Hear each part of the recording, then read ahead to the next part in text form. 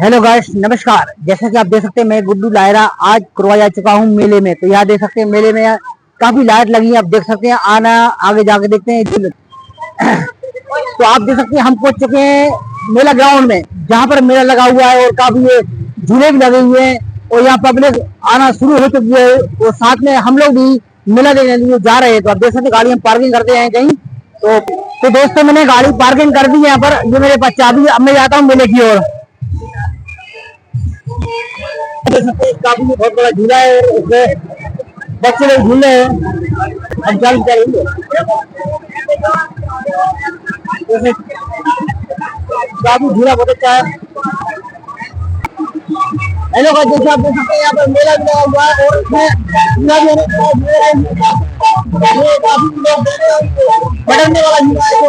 तो उसमें कमर जाम हो सकती है। हम देख रहे हैं झूले के पास कितना मजा आ रहा है और काफी ये झूला मेला लगा हुआ है। तो मेरे काफी लोग आए हुए हैं और झूला बच्चे लोग झूले और मेरा भी मन हो रहा है झूलने के लिए। जाएंगे झूले के लिए। एक झूले में कमर भी मोच नहीं कटा है, झूले नहीं चलता है।